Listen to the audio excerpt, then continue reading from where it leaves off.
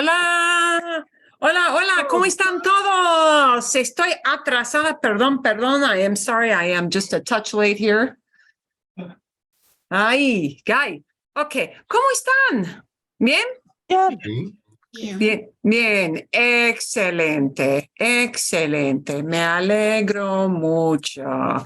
Ok, No, el Malegro es lunes. No, el domingo. Lo el siento. domingo, sí. Sí, el Malegro, sí. Ay, genial. Iba volando, I was flying, iba volando, cocinando para la familia al último momento y ay, qué lío. Ok, bueno, estamos aquí juntos para la primavera. We are together here for the spring. Y bienvenidos y bienvenidas. Welcome to everybody. We are going to practice with hopefully some things that you want, or some things are going to be a little bit of a continuation. So if you're new to this evening session, I will send a little link to something in a moment that they had to watch last week. And it totally slipped my mind to send this. Se me olvidó por completo. There'll be a little video to watch if you want to watch that, although it won't be necessary to absolutely know that right now for practice today. Okay, vamos a practicar hablando, vamos a practicar hablando del pasado. Vamos a pensar en cosas que necesitamos para conversar con más fluidez. ¿Verdad? Ok, bueno, primero vamos a empezar con unos avisos, some advice.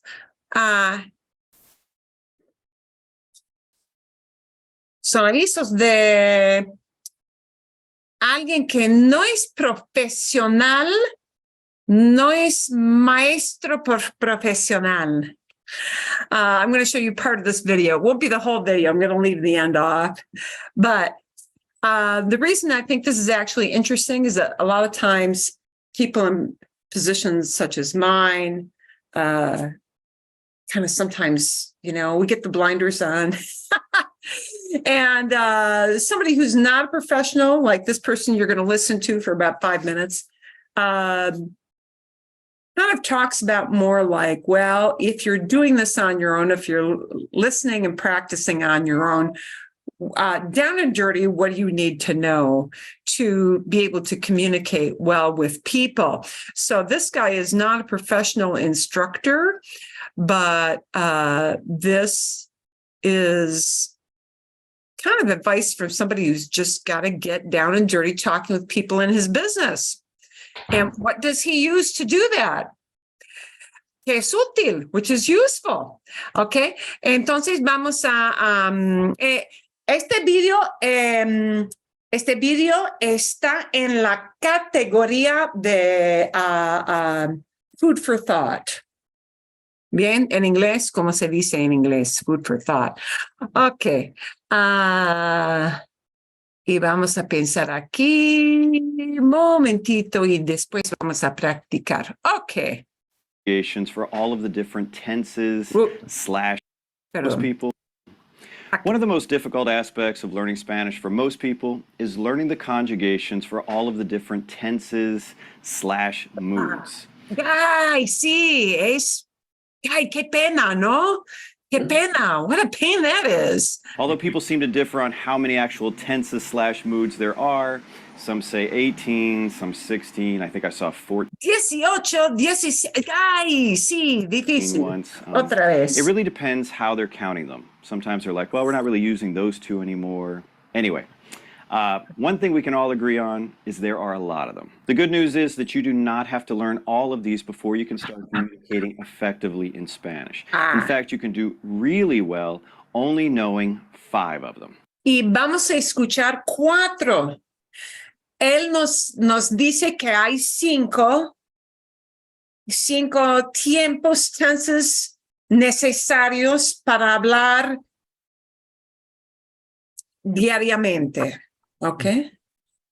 Pero no vamos a escucharla al último tiempo. We're not going to listen to the very last one because these, I think, are a little more pertinent. That's right, only 5. And we're going to be talking about those 5 in this video.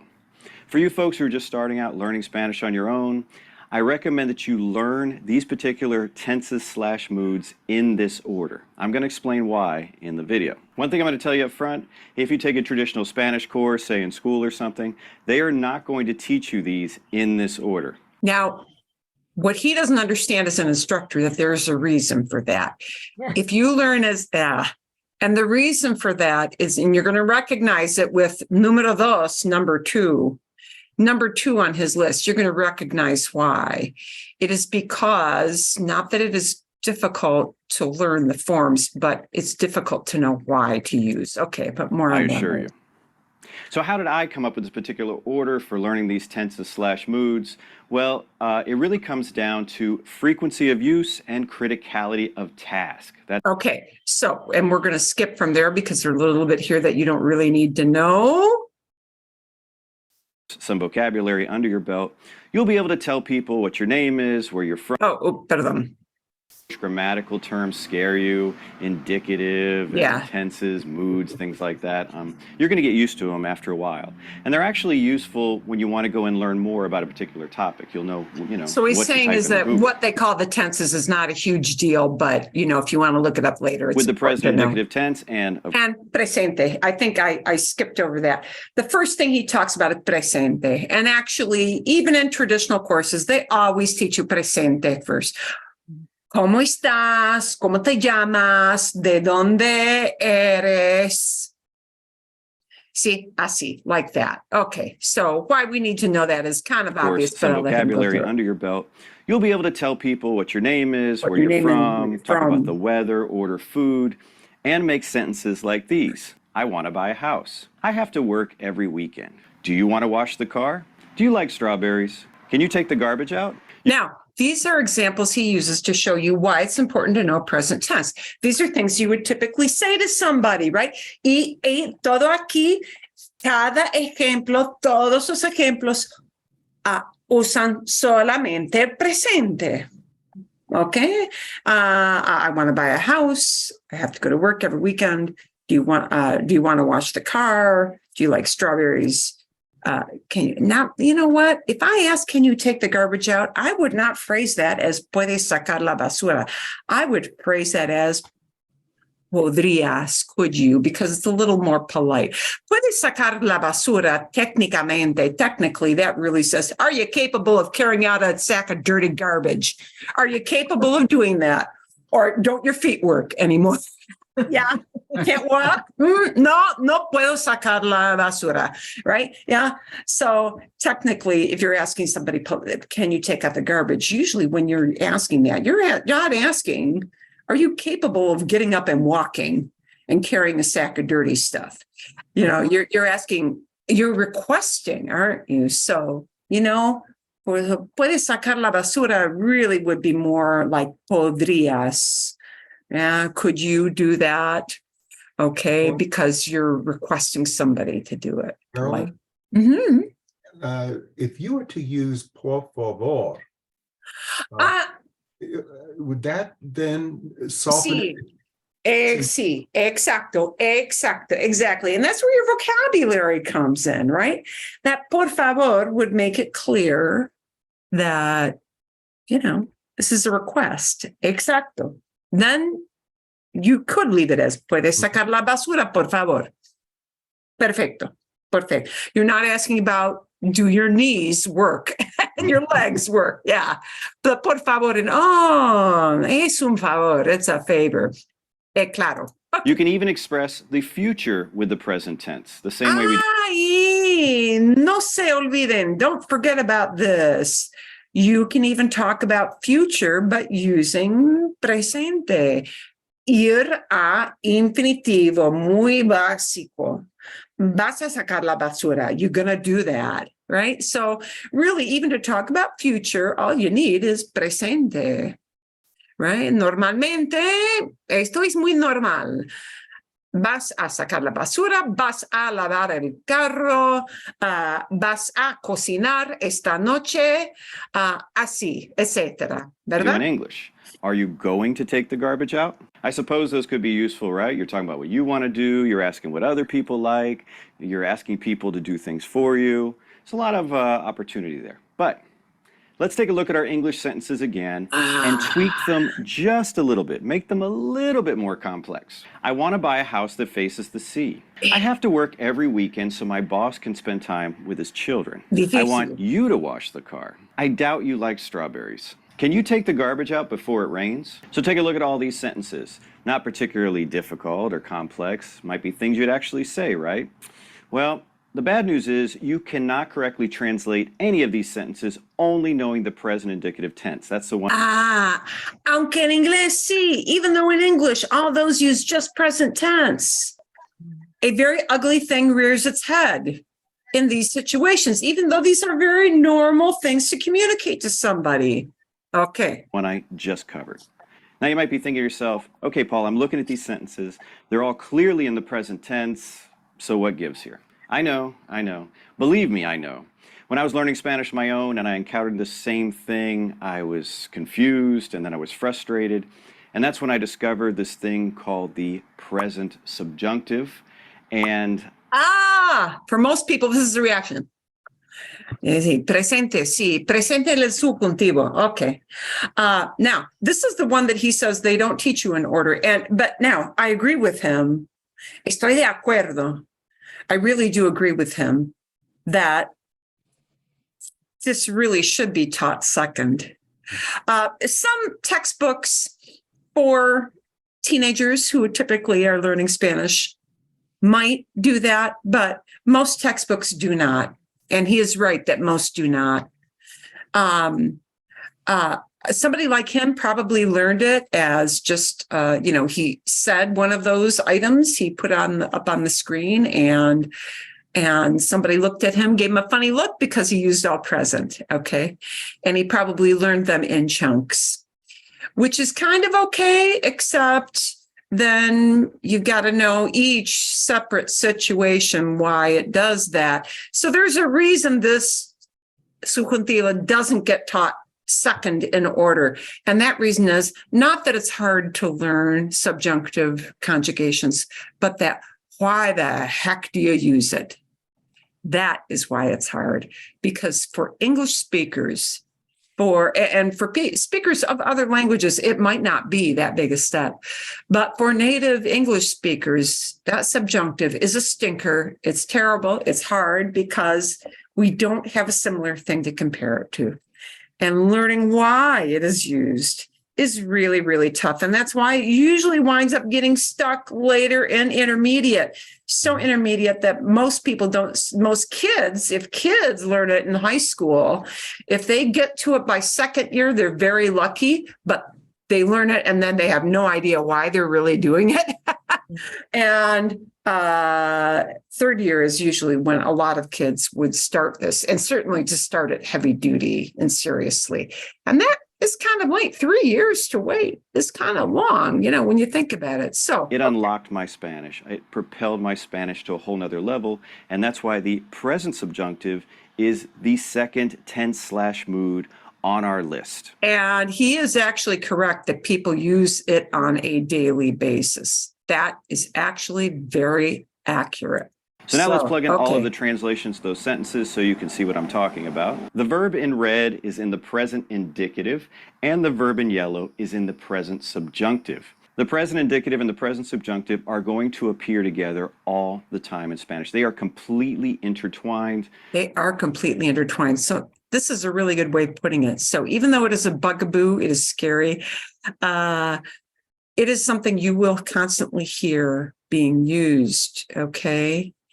So all those things you see in yellow, see, las palabras con letras amarillas son las formas del subjuntivo. So the thing to remember as a big amorphous blobby thing is that when you hear people speaking and they're using a conjugation that sounds wrong, you think it should be presente. You think it should be da. You think it should be puede. You think it should be labas, as, not es. You think it should be gustan, not gusten. You think it should be llueve, not llueva.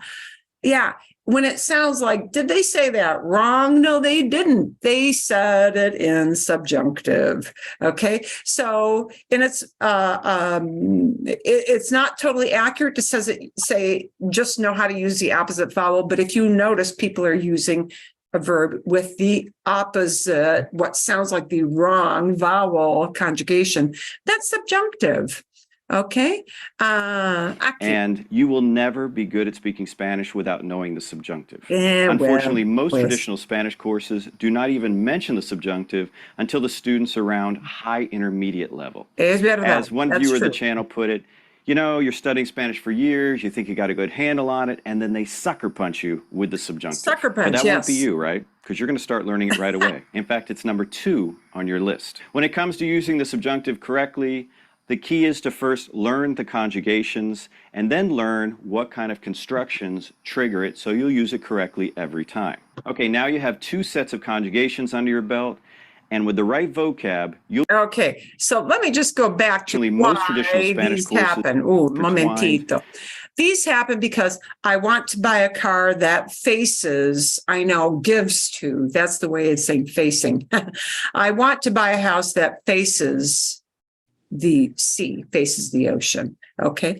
You don't know if there is a house that faces the ocean. Subjunctive always happens because of a situation that shows doubt or that situation doesn't even exist. Subjunctive essentially talks about a situation where that activity, that verb isn't really happening. Not really yet. It might happen. It might not happen. It's in limbo. It's not, subjunctive does not represent an activity that is actually going on right now. Okay. It is wobbly. We don't really know if it might even, it talks about things that might exist, but we're not sure.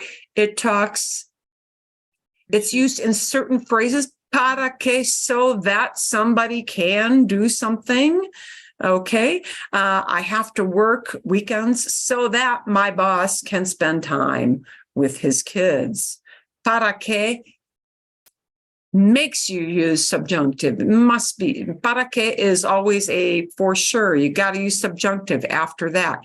I want that you should wash a car. One person wishes somebody else to do something. We've got to use subjunctive for that second thing. That person is not, in fact, washing the car right now. You want it to happen, but it might not. I doubt that you like strawberries. Doubt sets up the fact that we need subjunctive because we don't think this situation probably exists. Okay, that this thing is really happening. And can you take out the trash before it rains? Before it rains. Is it raining now? No, before it rains. And antes de que, and it's important that it's antes de que, not just antes de. Antes de que. And a verb, then that has to be subjunctive. Before something happens, indicate that thing isn't happening now. And it must go into subjunctive. Antes de que, 100% has to use subjunctive. Para que, 100% has to use subjunctive.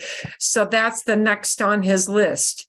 And then the next 2 are the ones that we're actually going to be using somewhat soon. Put it, you know, you're studying Spanish for years, you think you got a good hang on. And then learn what kind of constructions trigger it so you'll use it correctly every time. Now he's going to roll now on. you have Número 2 sets of number conjugations 3. under your belt, and with the right vocab, you'll be able to say a lot of things. But we still can't talk about things that have already happened. That brings us to our 3rd tense, the preterite, aka the simple past. And this is what you're going to be using a lot tonight. Spanish has 2 main forms of the past tense, the preterite and the imperfect. You're going to be using the preterite, the one I'm showing you now, the most. It is for completed actions in the past. Here are some examples. What did you do yesterday? We went to the beach. Juan told me he went to the beach yesterday too. Last month, we sang in the park. That last one was just an example. I was not singing in the park last month. Okay, the next one on our list is going to focus on that other past tense I mentioned, the imperfect. And it's not like you're going to be using as much as the preterite, but it's always good to kind of learn these together because they do run hand in hand. This one is going to allow you to talk about things that are in progress in the past without a clear ending and habitual actions. It was raining when I arrived. It was raining would be in the imperfect because it's in progress in the past. When I arrived would be in the preterite because it's a completed action. I arrived. I was in the bathroom when I heard a noise outside. I was in the bathroom is something in progress in the past. When something else occurred, I heard a noise outside. Sometimes you'll hear the imperfect with just things in progress in the past tense with no clear ending. The women were dancing and singing. Las mujeres bailaban y cantaban. And that sets up a scenario, right? So that gets you the basics. I'm going to stop him there because he gives número 5, number 5, which we're not going to be touching on today at all. And I'll give you the link to watch the whole thing in case you're curious. En caso de que ustedes tengan curiosidad del tiempo número 5, about tense number 5. Okay, que no vamos a practicar ahorita, which we're not going to be practicing right now. Okay, bien. We are going to continue with something, and if you weren't with us in the last session, we're going to take a little step backwards just to remind everybody what we're going to be practicing today is making sure we keep things away from that deadly common thing in English, which we know as passive voice. We want to avoid passive voice. We're going to see passive voice used. Last session, we did a lot of work with participles. Past participles more specifically. Past participles are words that in English often end in ed, but they're not strictly past tense verb forms. So you'll get the idea when we move on to our examples here. Participles can be used in a number of ways, and one way is as descriptions. Another way is in passive voice. But what we want to do is recognize passive voice when it's used, but avoid it when we speak ourselves. So in other words, it's good to know some passive voice when you listen to videos, listen to movies, listen to programs. Passive voice is used really only in speeches, formal presentations, newspaper articles, but not so much in daily chit-chat. But English, on the other hand, loves, and overuses to the point of almost being a bad thing, passive voice. So we have to kind of break ourselves of the habit of doing that. And what I'm going to show you just very, very briefly is, and if you weren't in class last session, there are a few of you in that group, this great video that talks about las abuelas, de Plaza de Mayo. And in case you forgot it because you watched it last week, but you don't remember what was in there. Now, this was absolutely steeped in examples of past participles, but some of them were being used as descriptions, which is totally normal, muy normal. And some of them were being used as true passive voice. So we're going to listen for a couple of examples, because I think they come up pretty quickly. A lo largo del siglo XX hubo muchas dictaduras en América Latina. Incluso, es posible que sepas que en Argentina, entre 1976 y 1983, hubo una feroz dictadura que cometió incontables crímenes contra la población. Pero, ¿alguna vez escuchaste hablar de las madres y abuelas de Plaza de Mayo? De Plaza de Mayo. And some of you suggested the 1985, la película, which if you go into Amazon, you can watch that now. And la recomiendo. I recommend it. Es una película fantástica, estupenda, muy importante en la historia de Argentina, muy interesante. Y las madres, they do talk about these ladies, but you did sort of see ladies in the courtroom in this movie with scarves on. Yeah. So these are the ladies that you saw in that movie. If you did not see 1985, Argentina 1985, do go watch it at some point. You'll probably need the subtitles on, maybe even in English, because apart from Argentine accent, you get a lot of fast talk in there. It's a courtroom drama, right? So these are the ladies that they were talking about. Okay, but on to the grammar. And I will give you the link for this if you weren't in last session, so you can watch this little video to understand Para and see entender all the una parte examples. importante de la historia argentina, te cuento en este video cómo nació y cómo trabaja todavía hoy esta organización que lucha para recuperar a los niños robados. Los niños robados. There is a participle, niños robados. We're going to see examples from this video, so you can go back, watch it again, maybe, and tag things on and notice how they're En la used. última dictadura militar. El 24 de marzo de 1976, las Fuerzas Armadas tomaron el poder de la Argentina mediante un golpe de Estado. Fue un tiempo muy oscuro para la historia argentina. Los militares eran muy violentos y secuestraban a aquellas personas que no estaban de acuerdo con el régimen. Everything you've heard so far is all present tense. Well, not present, es el pasado. Pero eventos, you know, this is what was done. These are all active voice. Son ejemplos de la voz activa, and that's what we want to stay in. But sometimes you need to recognize when voz pasiva, passive voice, is being used. Good to know it's being used, good to know what it means, but better to know how to switch it back to active, which is what we're going to do tonight. Durante los 7 años que duró su gobierno, se estima que desaparecieron 30.000 personas. Okay, voz activa, pretérito, preterite, active voice. Todo bien, todo bien. De todas las edades y condiciones sociales. Muchas de esas personas fueron secuestradas con sus hijos. Fueron secuestradas. Here's our first example, and I'm going to show you a list because we won't play the whole video here in class, but you can watch it again later on just to kind of peg that, put together the list I've made up with what you hear in this video. Fueron secuestradas, were kidnapped. If you say people were kidnapped, the action is Fast. kidnapped, but the people didn't kidnap somebody. They were kidnapped.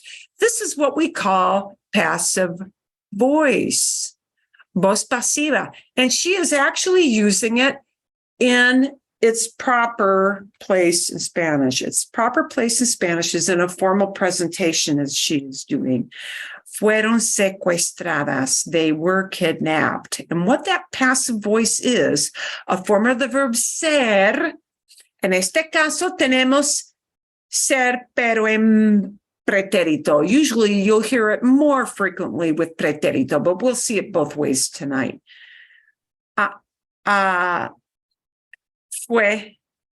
Fueron. That's how you'll generally hear it for passive voice. A form of ser with the past participle. And that past participle is going to go into a form, masculine or feminine, onesie or twosie, to talk about the people that were acted upon.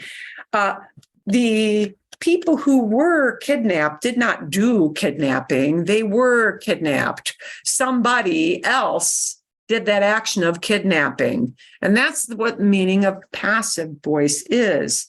So the way she uses this in this video,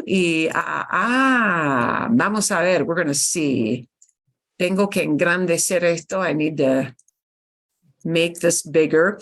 You have examples that are really on both sides of the line here, if you will.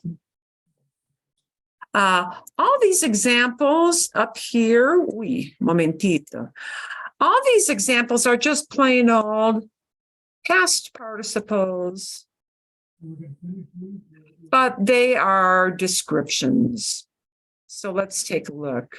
Because we worked on this last session. If you weren't with us, don't worry about that. Just know that these words here, robados, desaparecidos, prohibido, reunidas, vinculadas, linked, conocidos, known, recuperados, recovered.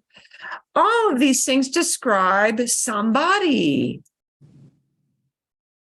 Children who were stolen. People, I'm missing my noun here. You hear desaparecidos throughout that. Los desaparecidos, the disappeared ones, the ones who disappeared. Yeah. Something was forbidden. Madres reunidas, personas vinculadas, people who are linked. Exámenes conocidos, tests that are known, meaning we know how to use them, right? Nietos recuperados. All these are examples of participios pasados, past participles, hado, ido, words that describe a person or thing. They describe a noun. That is one use of a past participle. And you should think of these words as nothing more than adjectives. They're describing words. So they always look at the noun, the thing, the person that they're describing. Right? Okay, bien. So that's one use of the participle. But another use of the participle that we haven't talked about as much is using ser, a form of ser, plus a past participle. And that is for la voz pasiva. And voz pasiva is something we should recognize for formal presentations like in that video. But you won't hear people use them in Spanish very much in normal conversation, just talking with friends, okay? But so you should recognize what it is and be able to switch from that into plain old active voice. That's what we're going to kind of focus on tonight, switching from passive voice back into active voice.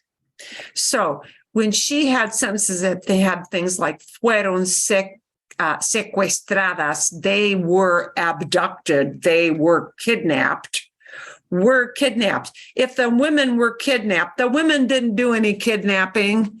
They were the ones taken away. Somebody else did it. So there is an agent, another person who actually did that kidnapping. This verb here, secuestradas, does not mean the women did the kidnapping. Okay? So what they're doing is they're using a form of ser, in this case, fueron, with secuestradas. Fueron obligadas, were obliged, were required, were ordered. That's what obligadas, obliged, right? Fueron abandonados, were abandoned. Children didn't abandon anybody in that video, but they were abandoned. Somebody else abandoned them, yeah, right? Fueron vendidos, were sold, okay? Somebody did the selling. Fueron borradas y ocultadas. She's talking about identities that were erased, borradas y ocultadas, hidden. Okay. She talks about children who were given to other families because they were kidnapped from political prisoners, literally. Okay. And these children did not do any erasing of their own identity. They were meted out to other families to be raised. And therefore, these children, their identities were erased. Their identities were hidden. That's what they're talking about in that video. And so you see a lot of passive voice used in this video because it's a formal presentation, like a little speech, yeah? Fue llamado, was called. Again, passive voice. So passive voice is going to be a form of ser. It might be presente. It's more frequently pretérito, paired up with a past participle, and that means a verb that's in an ado or an either form. So what we want to do is in English, because this is so common, a lot of you, when you want to describe something, you tend to want to translate word for word. So this is one of our steps in breaking that habit, because we really need to break the habit of passive voice in normal conversation. Okay. Es muy importante. It's an important thing to do. So we're going to show you how we do that with some examples. And know that it's good to know for listening, especially for movies or reading articles, but it's something you want to avoid when you do the speaking. So how do we switch out of that gear? Okay. I'm going to show you what we're going to work on. And I'm going to send you out to do some practice after we show you some examples. Okay, if you didn't watch the movie, the video from last week, don't worry, you'll get a chance. I'll give you the link for that in the email after class. Okay. A ver. A ver.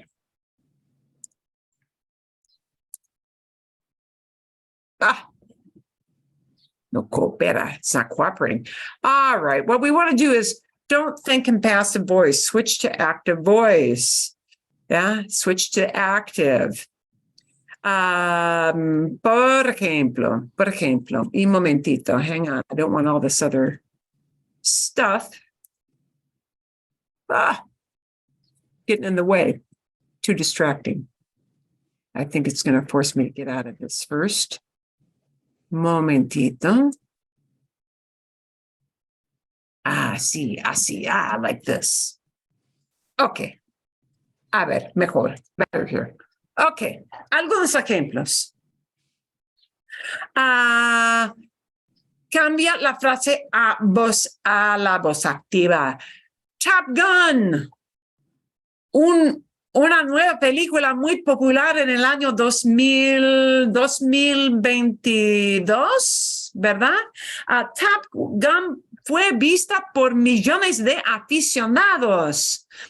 Top Gun was seen. There is a passive voice. We use this a lot. It would be really normal for you in English to be thinking in English, oh, Top Gun, that was seen by tons of people, right? And you want to express that idea, all right? So you're thinking,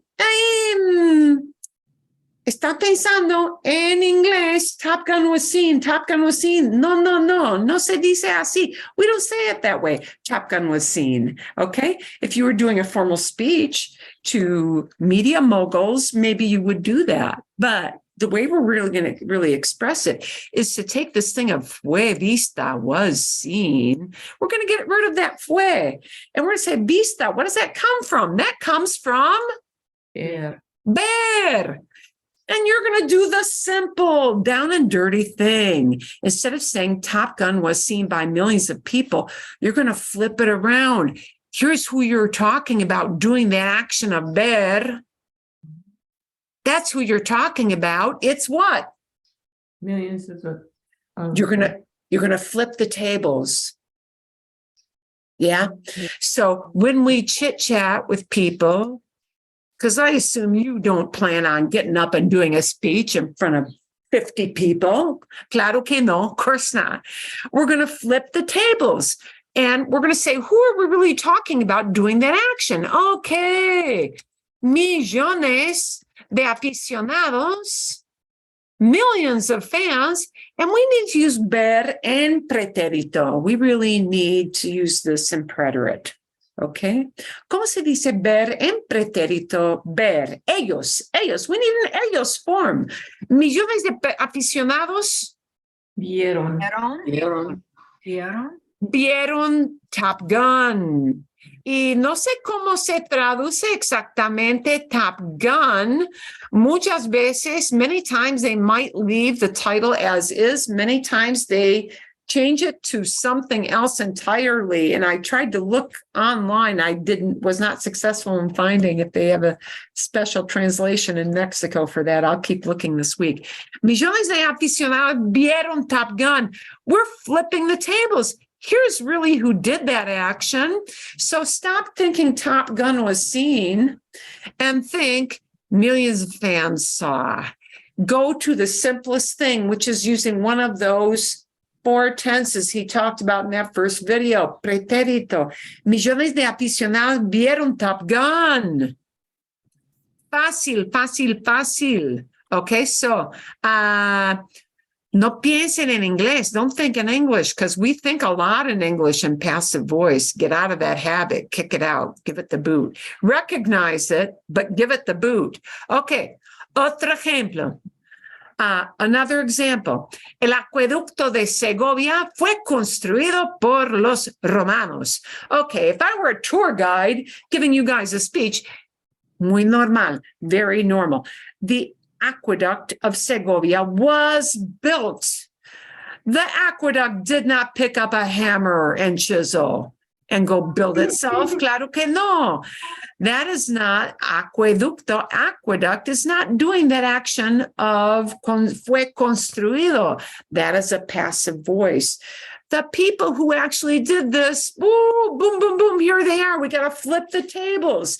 So what we want to look at, fue construido, we're going to give the boot to fue, but we're going to take that verb that construido comes from. And the verb it comes from is construir. And it does a funny little Y thing, which kind of doesn't matter because it's a spelling thing. You'll know how to pronounce this verb. We're going to take who actually did that. If you chit chat with people, what you're really going to say is you're going to turn the tables.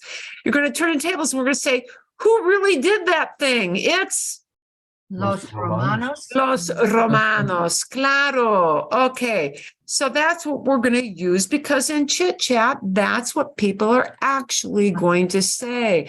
Los romanos. And now all we got to do is do a conjugation in pretérito. And we need an ellos conjugation. Los romanos construyeron.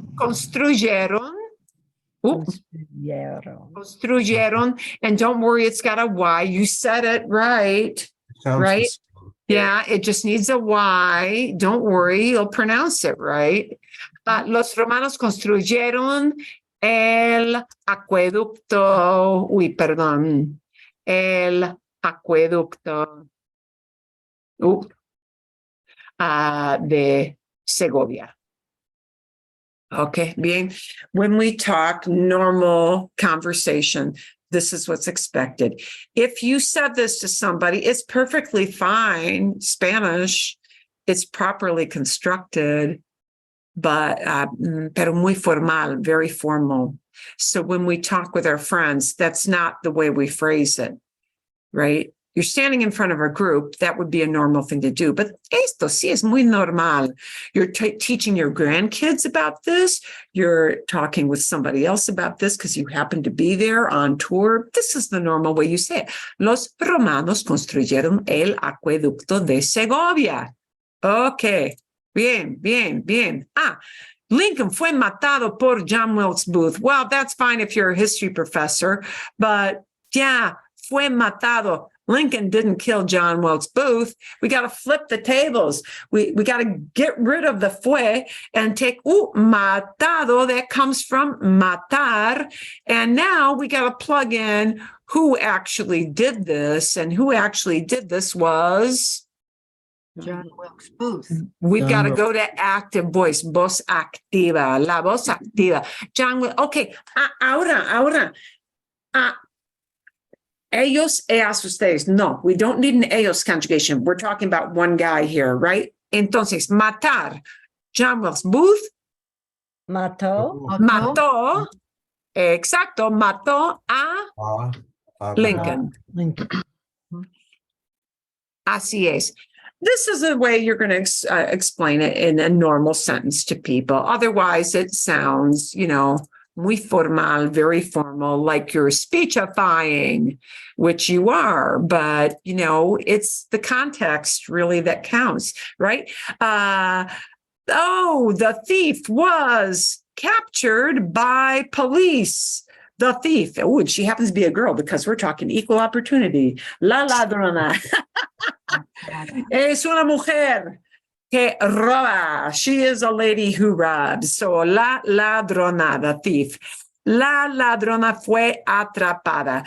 The thief didn't capture anything except maybe for the sack of money, right? We're really talking about la policía. The police are who really did that action of atrapar, right? So, and what we mean by that is police force. Yeah, so it's singular. It is singular. I wanted to show you some examples in singular.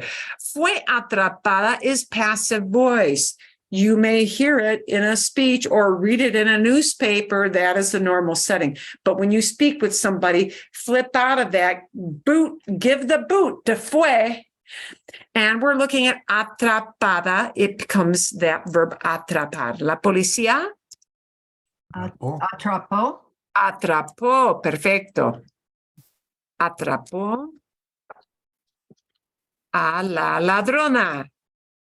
Perfecto. Okay. Bien. So, voz activa. What we want to do is flip into active voice. Okay. Bien. Okay.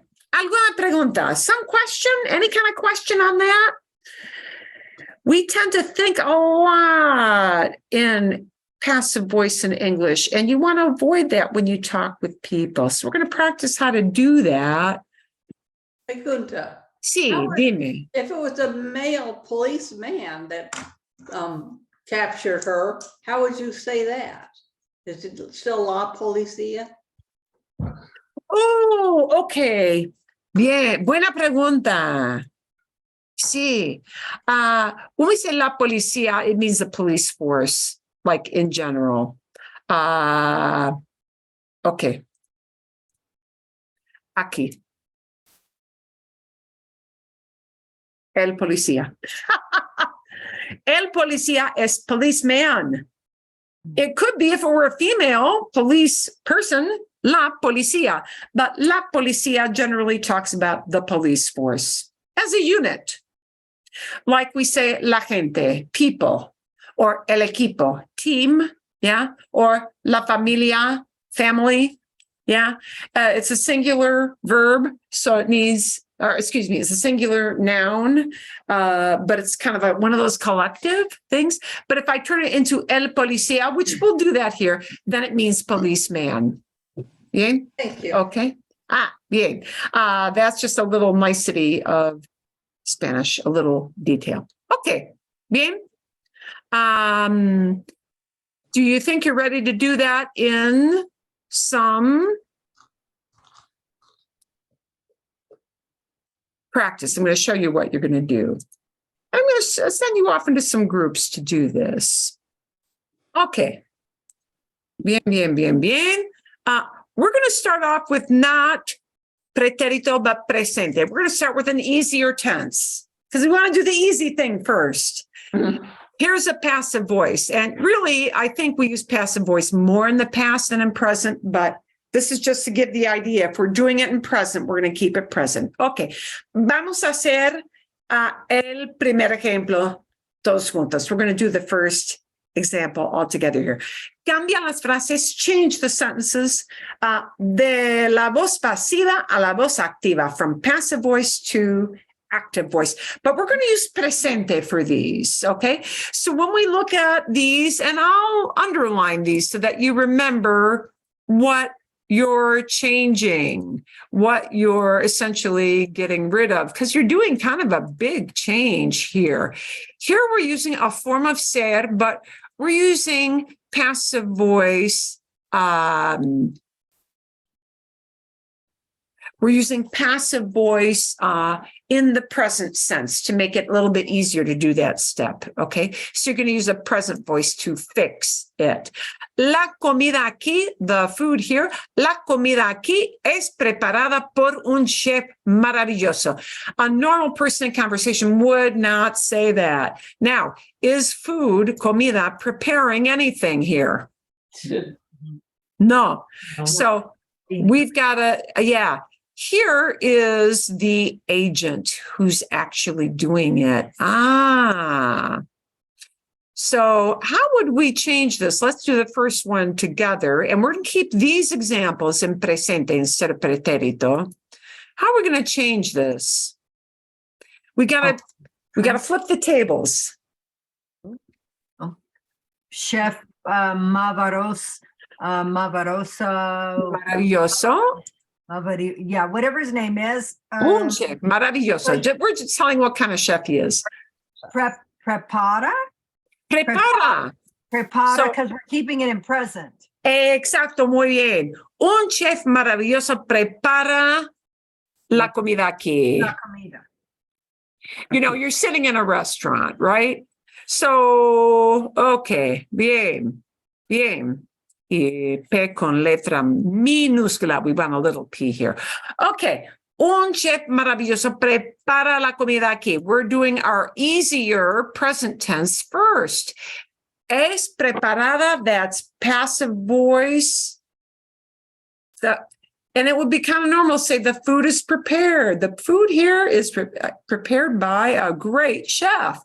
Well, no, think active, think active. Somebody does something, okay? So we want to talk about who really does that action. Un chef maravilloso prepara. This is the way we want to talk with people. Boot yourself out of passive voice and into active voice. So here's what you're going to talk about. A payment is sent every month by the customer to the bank, by the bank customer. Okay. The play is seen for the first time. The play is seen by the audience, el público, by the audience for the first time. Green tea is drunk. That sounds a little, but that's actually proper, is drunk by everybody. Yeah, you're going to change it into everybody drinks green tea. That's the way we want to really say it. The U.S. team is eliminated by Canada. by the Canadian team. Bien? Okay, so you're going to flip all those to passive voice, to active voice out of passive voice into active voice.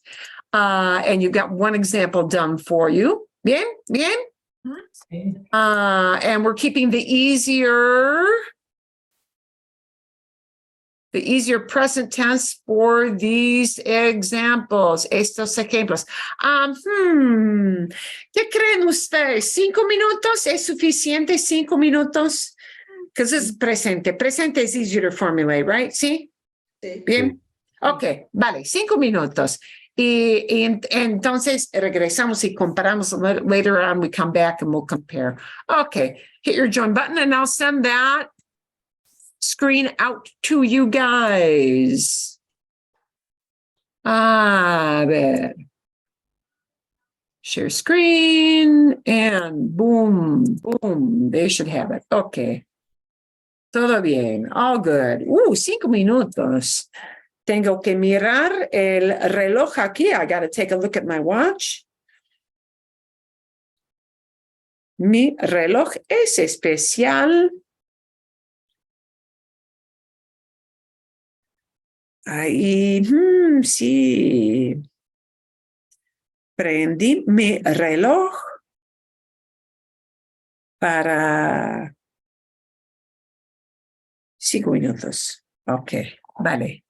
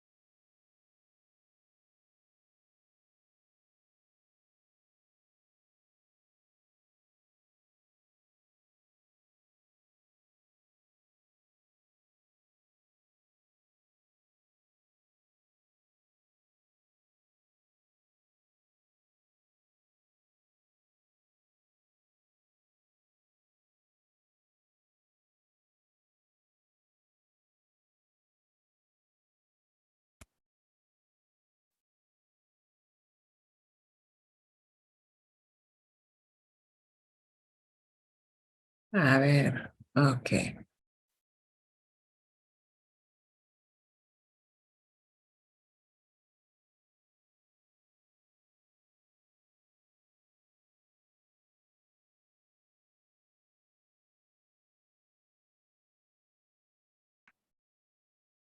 Hmm. Yes. Ok. Bien, Mhm. bien. Bueno, aquí vienen. Here comes everybody. Ok. Hmm. Bueno.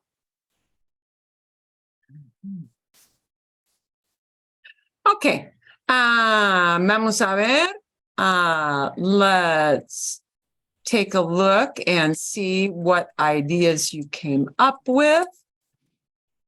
And this one is kind of the easier step, I think. Creo es más fácil. Ok, a ver.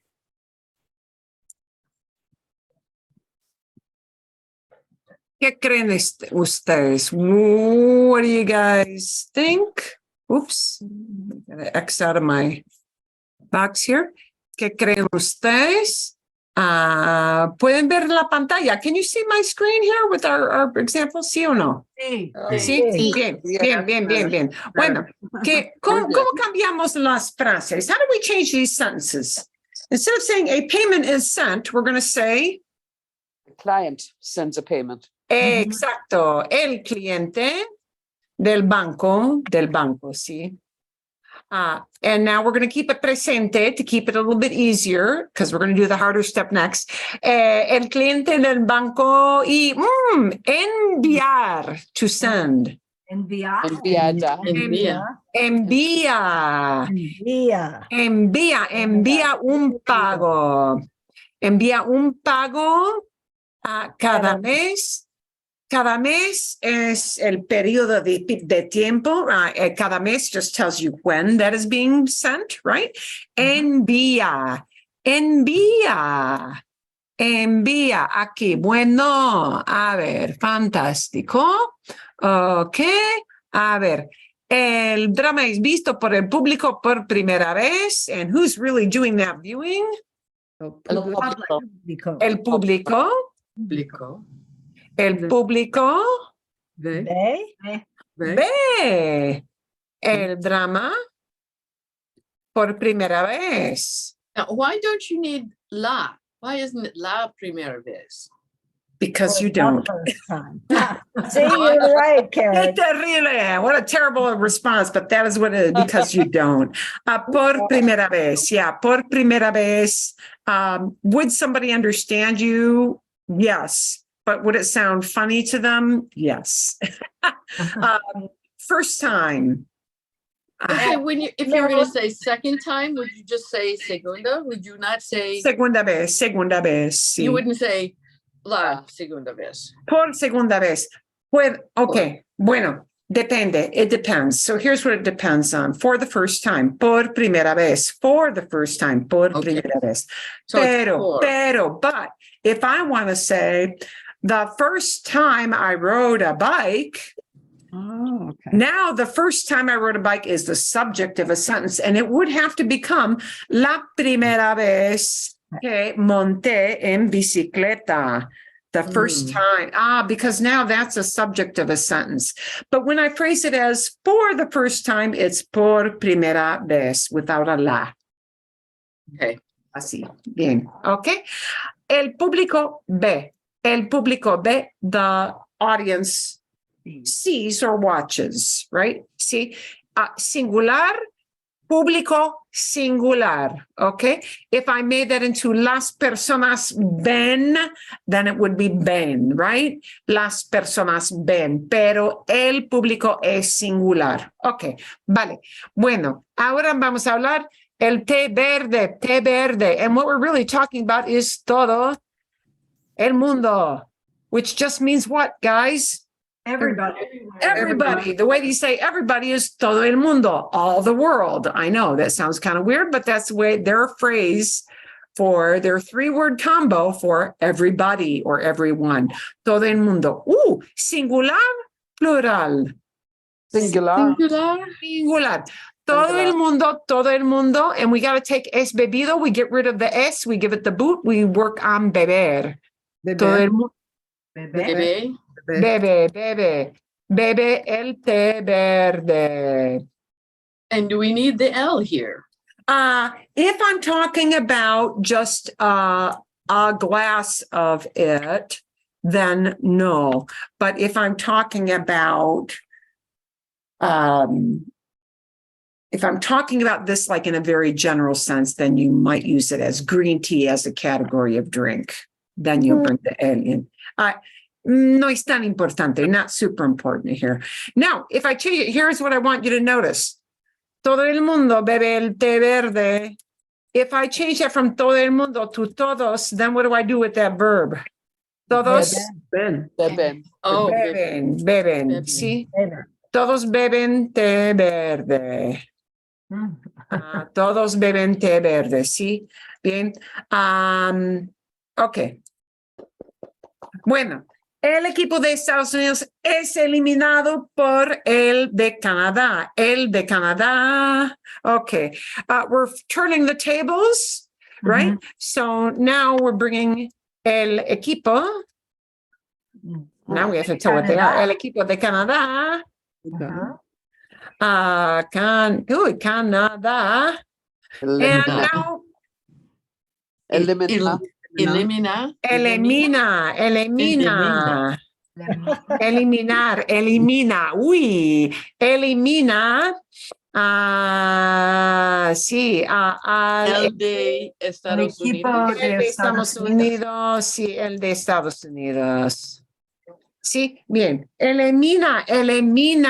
Bueno. Elimina. So presente here, I would say voz pasiva with presente is maybe not quite as common, but from time to time.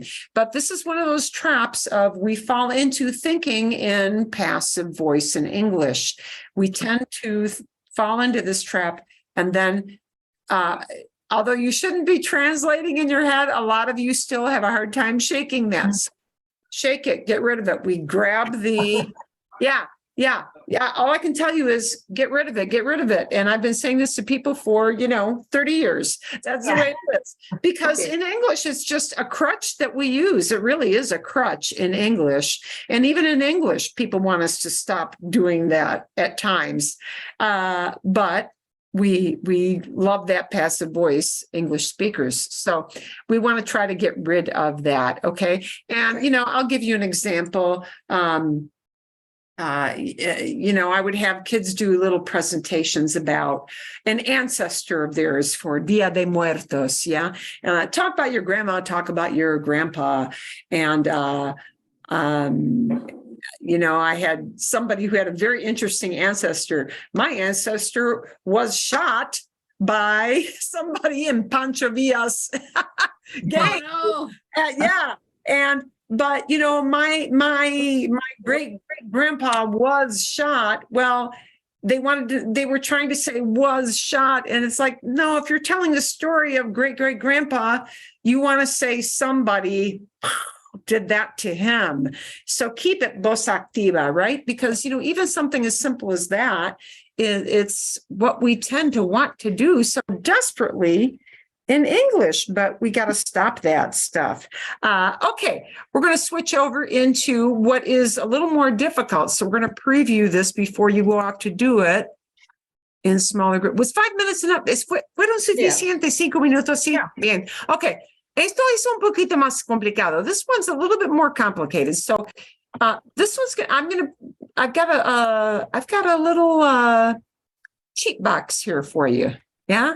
Here's our cheat box of pretérito. So I'm going to move this up here because sometimes it's harder for us to remember what are those conjugations for pretérito. And this one we're going to do in pretérito, which is kind of the more usual thing for passive voice. Okay.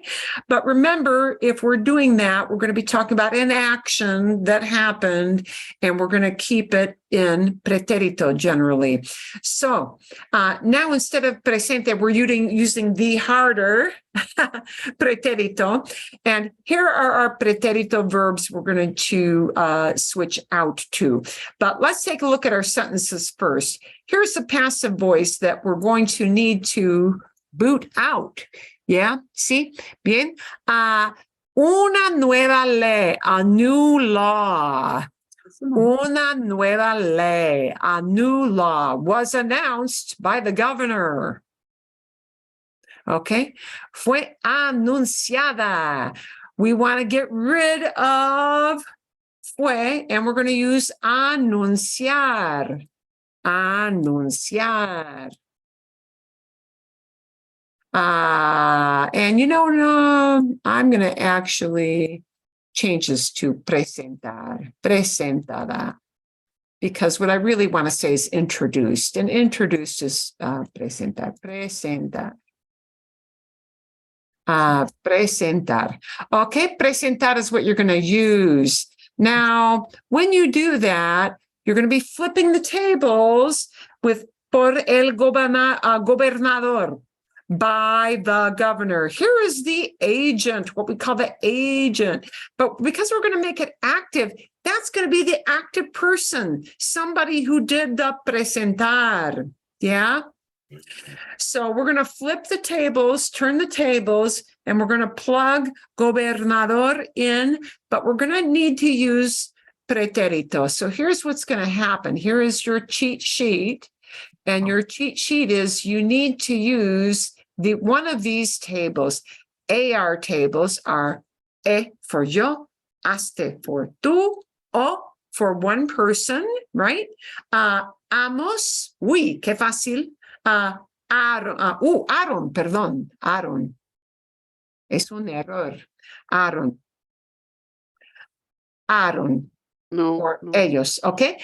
ER, IR, ER, and IR verbs, we've got I for yo, imos, iste, yo, ieron. So, you're going to probably wind up using these more, I would say. That little category a little bit more. Momentito.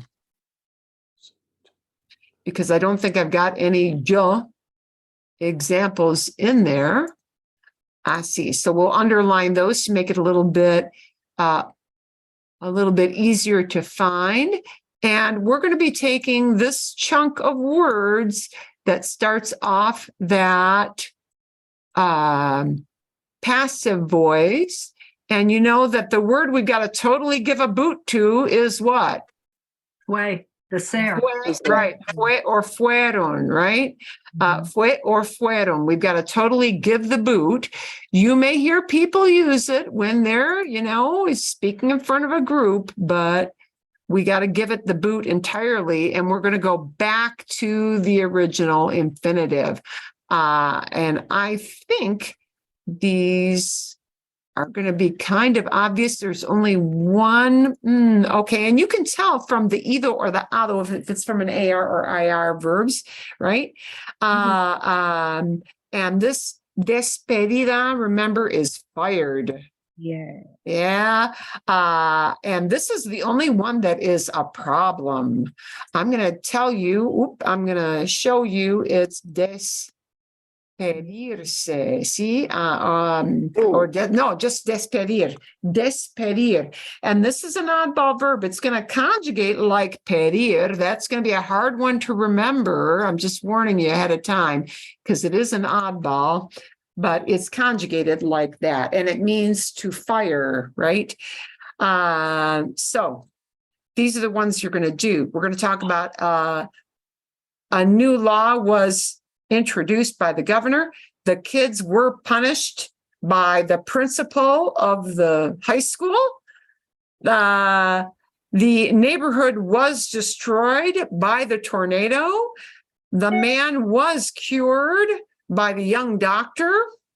The speech was given by the politician.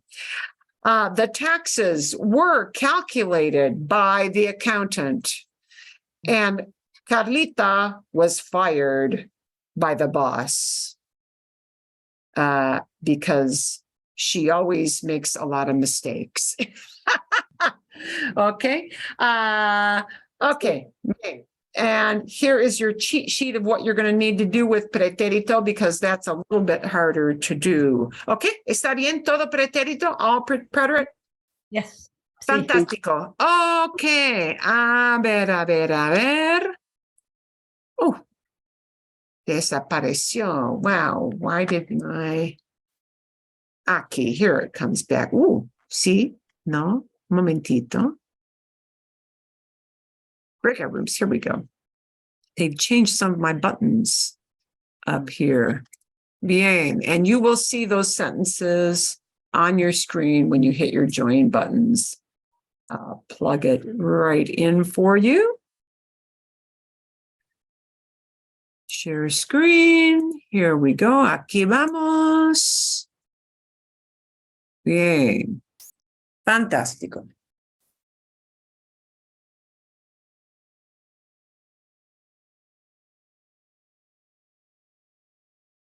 Ok, 5.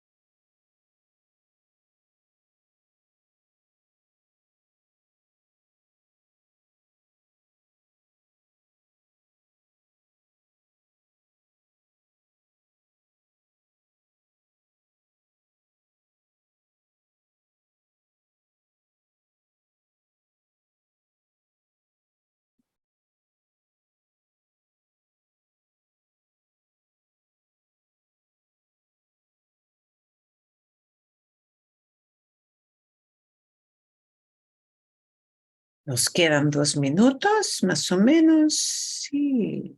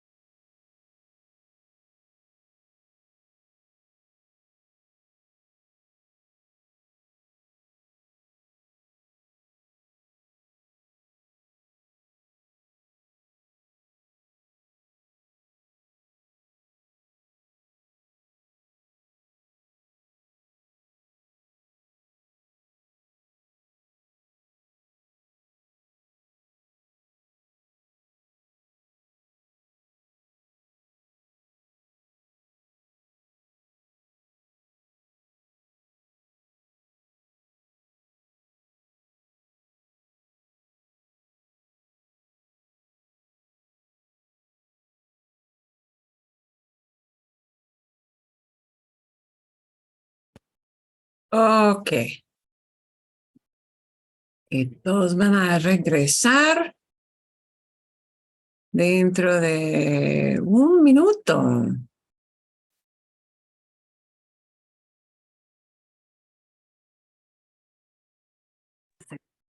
Aquí vienen. ¡Wow! Fantástico. Fantástico. Aquí vienen todos. Here comes everybody. Muy bien. Muy bien, muy bien. Aquí vamos.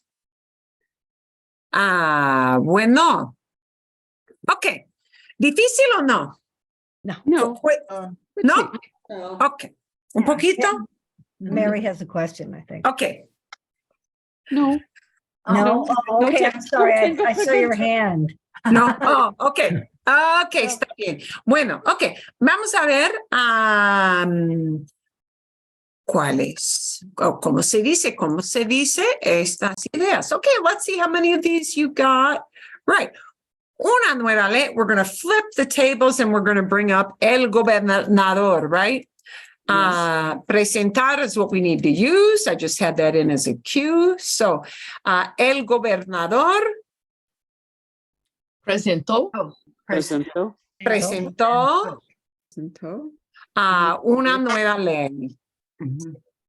Exacto. This is how we should be speaking in, regular chit chat with normal people, so they don't think we're being kind of too hoity-toity. Okay. Okay. El director we're flipping the tables, and he's the guy who really did the punishing. El director Castigó. Castigó. castigó a los los niños. niños, right? A los niños. Sí, ¿por qué a los Personal, niños? Personal. La A personal, exacto, sí, exactamente. El director del colegio, ok, pero el director castigó a los niños porque sí niños reciben la acción de castigar. Ok, vale. Aquí el tornado, this is what really did the action, right? El tornado Destruyó. destruyó. Yeah. Y Is there a tiene, Y in there? exacto. This is one of those. Oh. But notice, even if you don't know that it's a Y in there, when everybody says it, I always hear all of you saying destruyó, que es perfecto, which is perfect. Okay, so you have no problem pronouncing it. It's just a little spelling thing because it's one of those U-I-R, destruir. When it's U-I-R, it gets that Y for And third that person. UIR looked so bizarre when I wrote it, but I still didn't remember the Y. Well, because, okay, take a look. If we did destruyó, wow, does that look weird or not? Yes, it Does does. that not look weird? Now, okay, so you know what? In your gut, you know it looks weird, but that means it's wrong. In And my why does gut. it look weird? Because you've never seen that, right? U-I-O is a very odd combination in Spanish, right? In French, it would be really normal. French loves to combine 3, 4 vowels. Oh, it drives me crazy. But, Espanol, no. So that I-O turns into, because essentially this is what happens when you pronounce it. It's just what happens. It's just what happens. Okay. But, pregunta, Sí, dime. if we don't know Mexican Spanish, destruyó is different from destroyó. If we have to know the Y is there in order to get the yo part of the sound, don't we? Destruyó. Well, this is one of those things where you've got some vowel sounds that are just combining. And, when somebody says it very, very quickly, destruyó, no. Okay, yeah, destruyó. They all kind of slide. And that E sound that normally would be an I-O kind of, because it all slides together with those vowels, it sounds more like that. Y, destruyó. Yeah. Oh, Yeah. Yeah. Yeah. You know what? Everybody always says it right. You just spell it that way and you're not likely to write it a lot. Okay. El hombre fue curado. The man was cured. And no, we really want to talk about who did the, curing, right? El joven médico, el joven médico. So you wouldn't keep the Sue. No.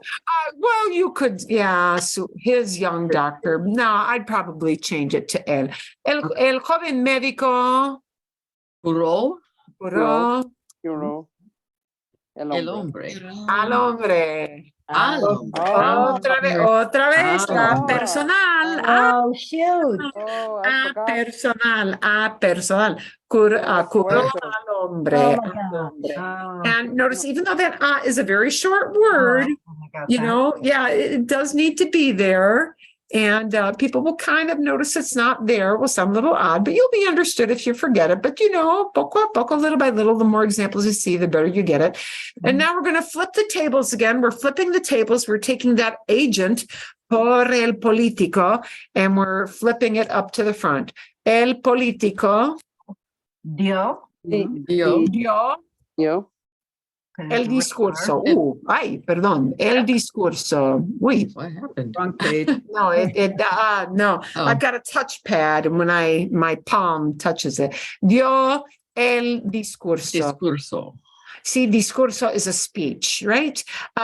Dio el discurso. Discurso is not a human being like hombre, not like niños, right? Discurso does not get an a personal. It's not a person. Okay. El contador, an accountant. El contador.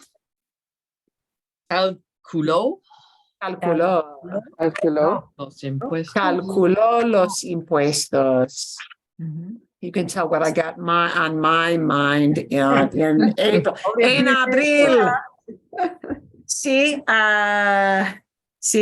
ya envié. I already sent. Ya envié mis impuestos, mis informes al gobierno. El contador calculó los impuestos. Perfecto. And now we've got the hard one last. This one is a tricky one because it's an IR verb that's a stem changer. Oh, it's a stinker. But here's the important part. We're going to flip the tables and we're going to take the agent, el jefe. He's the one who did the firing, right? Right. So, el jefe, we bring him up front. El jefe Despidió. Despidió Despidió. despidió a Carlita. a Carlita. ah, A Carlita. Porque ella siempre comete muchos errores. And notice, you know, I flipped to a present tense verb, and the idea I have is that she's always making mistakes. And that's a presente idea. So, you know, you could put it into past. You could say cometió. You could cometió muchos errores. Pero el jefe despidió. This is, we cannot say despedió, right? Because this is one of those oddball IR verbs. It gets an oddball stem change in preterite. Preterite doesn't usually get stem changes, but this is just one of those oddball things. Okay? Bien? Bien? So, thinking active. See, bien. I was going to give you an article, but I'm changing my mind a little bit because we've got a number of videos and some newer folks may want to and may need to rewatch that Abuelas de Plaza de Mayo, the grandma video again. So here's what we're going to do. I'm going to have two videos for you to watch. Okay. One is going to be super easy, slow Spanish. Yeah. The other one is going to be a little bit harder for those of you who like a challenge and you can take something a little bit faster. Yeah. They're going to use a lot of past. I want you to notice one of them, the easy one, is going to have a little nugget of voz pasiva. So you're going to see that little link to, people do use voz pasiva. So I want you to be on the lookout for a passive voice, which is accurately done in the little easy video. And what I want you to prep for next week is I want you to come through, and because we're starting in spring, porque estamos en la primavera, because now we're really in spring. Wow, by next week it's going to be hitting 90 already, yeah? Te gusta? Bien. What I want you to do is I want you to think about, so you can prep and not a term paper. I want you to talk about something special you did during the winter, right? Between January and March. Talk about some place special you went. Talk about somebody who came to visit you and what you did. About a project that you were working on. Sí. Algo especial, un evento especial, unos invitados, some guests that you had. Talk about an experience you had this past winter, and use past. Yeah. You will likely need a combination of pretérito and imperfecto. You might need more pretérito than imperfecto. Depende. It really depends. Come up with about probably 4 sentences. 4 sentences, no more than 5. Yeah, to talk about something special that you did over this winter as we're easing now into spring. See? Bien? Okay. Todo bien? All good? Sí. Bien, bien, bien. Okay. And because I'm giving you 2 videos, and because some people may need to rewatch that old one from last session, I don't want to give an extra written article to read. That would be kind of a lot to do. Okay. If there are, I want to just end up, if there are special topics you really want to work on and practice, and that's wide open, any kind of topics, let me know by email. Yeah. See, bien. Send me a quick email and say, hey, I really want to incorporate some practice doing blah, blah, blah this spring session. And I'll make sure that I include some practice with that. Todo bien? Sí. Todo bien. Okay. Fantástico. Entonces, eso es todo. That's it for tonight. Gracias. Sí, de nada. Es un placer. Fue un placer. Muchas gracias a ustedes. Fantástico.